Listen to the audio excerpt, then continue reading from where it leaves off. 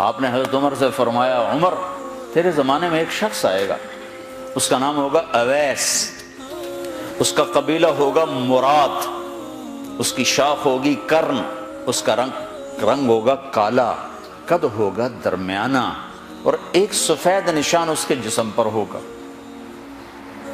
جب وہ آئے تو تم اس سے دعا کرانا، علی تو بھی کرانا، عمر تو بھی کرانا، اور میں قسم کھا کے کہتا ہوں کہ اویس جیسوں سے دنیا بھر جائے تو عمر و علی کے ایک بدن کے بال کے برابر نہیں، لیکن اس کے ذریعے سے ایک پیغام آگے پہنچانا تھا۔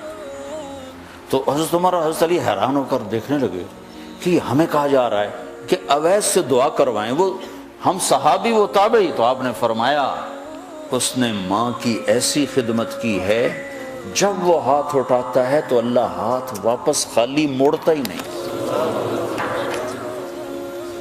یہ پیغام پہنچانا تھا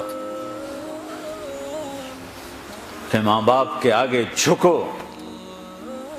جس دیش میں آپ رہتے ہیں یہاں کام کی رفتار بہت تیز ہے، ماں باپ اگر موجود ہیں تو کم ہی خوش نصیبوں والے ہیں جن کو کچھ اولاد کی خدمت ملتی ہے، ورنہ دیواروں کے ساتھ ہی زندگی گزر رہی ہوتی ہے۔ تو عمر رضی اللہ عنہ جب خلیفہ بنے تو ہر سال حج کرتے تھے، ہر سال ان کو ڈھونڈواتے۔ اب مجھے یہ نہیں پتا درمیان کے کوئی سال ہوں گے کہ ایک سال آپ نے حج پر سارے حاجی اکٹھے کر لیے، ایسے اپنے سامنے کا کھڑے ہو جاؤ بھائی، سب کھڑے کر لیے، کہنے لگے بیٹھ جاؤ سارے یمن والے کھڑے رہو، تو سارے بیٹھ گئے، یمنی کھڑے رہے، کہ سارے یمن والے بیٹھ جاؤ، قبیلہ مراد والے کھڑے رہو، تو سارے یمنی بیٹھ گئے، مراد والے کھڑے رہے۔ اس سال میں یمن گیا جماعت میں تو اویس کرنی کے گاؤں گیا، ان کی جگہ پیدا ہوئے، جو ان کا قبیلے کے لوگوں سے ملا، اس علاقے سے گزرا، دیکھا کہ اچھا یہاں وہ ہستی پیدا ہوئی تھی۔ خشک پہاڑ ہیں، بالکل خشک پہاڑ۔ پھر آپ نے کہا مراد والے بیٹھ جاؤ، قرن والے کھڑے رہو، تو صرف ایک آدمی باقی بچا۔ تو آپ نے اس سے پوچھا تم قرنی ہو؟ کہ جی ہاں۔ اویس کو جانتے ہو؟ کہ جانتا ہوں، میرا سگا بھتیجا ہے، میرے بھائی کا بیٹا، لیکن وہ تو تھوڑا پاگل سا ہے، آپ اس کا کیوں پوچھ رہے ہیں؟ تو عمر رضی اللہ تعالیٰ عنہ رونے لگے، کہا وہ نہیں، تو پاگل نظر آتا ہے۔ پھر آپ نے پوچھا کدھر ہے؟ آیا ہوا ہے حج میں؟ ہے؟ کہ جی ہے۔ کدھر ہے؟ کہ جو اونٹ چرانے نکلا تھا عرفات کی طرف۔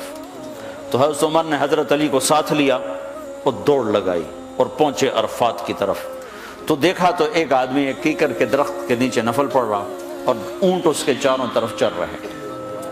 تو یہ دونوں حضرات بیٹھ گئے، تو انہوں نے اویس نے محسوس کیا کچھ آ گئے لوگ، تو انہوں نے نماز مختصر کر دی، سلام پھیرا۔ تو حضرت عمر نے پوچھا کون ہو بھائی؟ کہا جی مزدور ہوں۔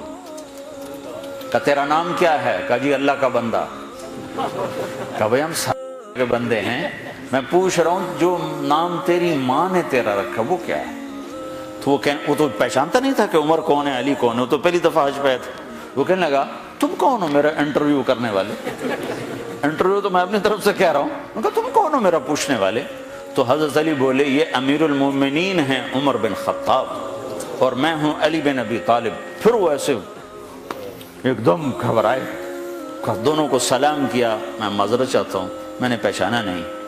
تو عمر رضی اللہ عنہ نے فرمایا ہاتھ اٹھا، ہاتھ اٹھا۔ برمنگم والوں کو پیغام پہنچے کہ ماں کی خدمت کیسے کی جاتی، کہ عمر جیسا ہاتھ اٹھوا رہا ہے، علی جیسا، علی جیسا۔ تو وہ کہنے لگے میں آپ کے لیے کیسے ہاتھ اٹھاؤں، میری اوقات ہے کہ میں آپ کے لیے دعا کروں؟ کہاں، ہمیں ہمارے نبی کا حکم تھا کہ اویس آئے تو اس سے دعا کروانی ہے، کہ جب وہ ہاتھ اٹھاتا ہے تو وہ ہاتھ خالی نہیں آتے۔